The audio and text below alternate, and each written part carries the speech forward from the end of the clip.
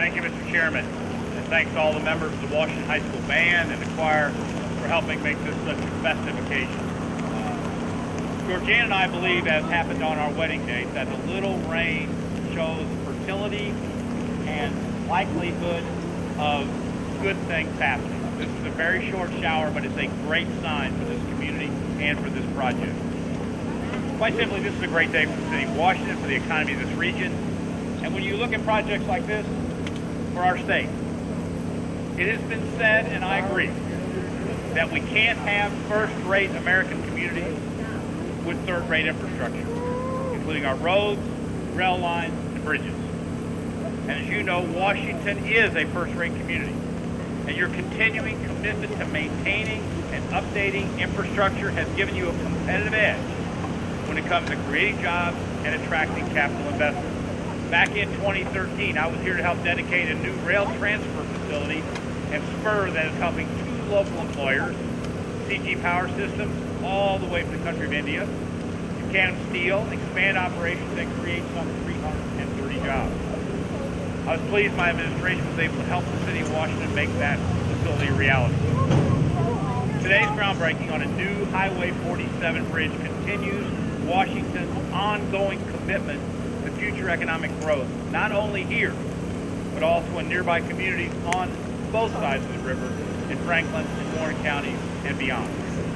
At more than $60 billion, this new bridge will be the largest public works project ever undertaken in Washington and will put hundreds of Missourians to work over the next 2 years.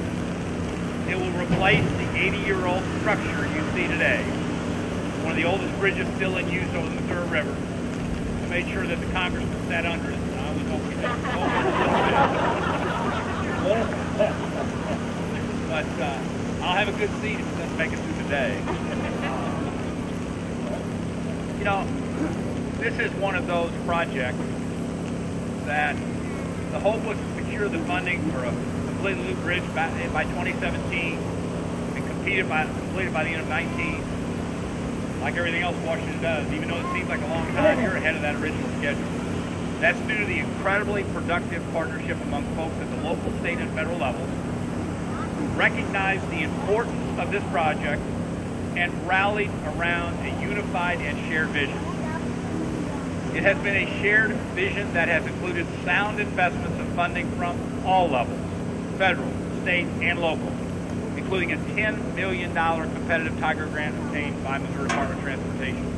And since the people of Washington have a long and thriving tradition of volunteerism, from the phenomenal success of the Washington Town and Country Fair, which just broke a record for gross receipts, the nationally recognized Washington Volunteer Fire Department, and all of the exceptional work done by many active service clubs, it was no surprise that even school children helped raise funds. They collected pennies and presented them in a wheelbarrow to members of the State Highway Commission. All counted, those kids raised $1,400 in pennies for that new bridge as a real solid down payment over what it takes to get going. So the kids here, congratulations.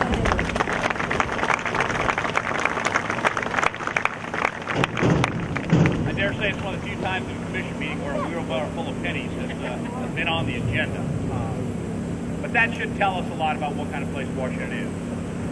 In closing, I want to thank Mayor Sandy Lucy for her leadership, as well as former Mayor Dick Stratton, who had the good sense to put one of my fellow new law grads, a classmate of mine, Bob Zick, in charge of the Highway 47 Bridge Committee way back in 2008.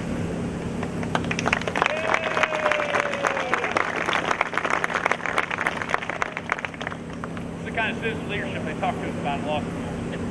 Seriously, when you get in a community, take charge of something, you go to far away to Washington, you go to Jeff City, help organize things, and you do that all because of your sense of commitment to your community.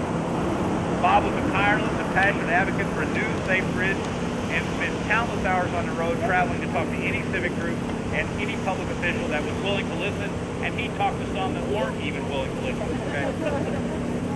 Pushing projects of this magnitude through the gears of federal and state bureaucracy takes much time and patience, and Bob devoted many, many hours to the task. The reason I'm putting a little icing on his cake is, one, I know he was a friend of mine, and two, he wasn't paid even one of those pennies that the kids got for all the work he's done. Bob, thank you very much.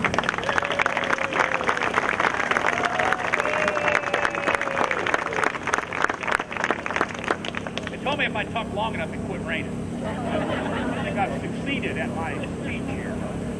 In 150 days, someone else will be your governor. And when this new bridge is completed in a couple of years, I'm fairly certain that he will be here for its dedication. I actually want to come back for the implosion of this. So the next year when you blow it up, that's let the mayor, let the next governor, mayor, let them open the new bridge. That's great. That's part of their job. But the fact that we'll get rid of something as dangerous in our state, something that could have caused great problems, and doesn't. I'll be here in 2019 to watch that go down as the final step of the process. That final completion will be another great day. I'm as confident today as I've ever been. This city, this community, coming together, had the kind of effect in the democracy that we like to see. Persistence, unification, high expectations. That's why the new bridge is being built in Washington. Thank you, and God bless you.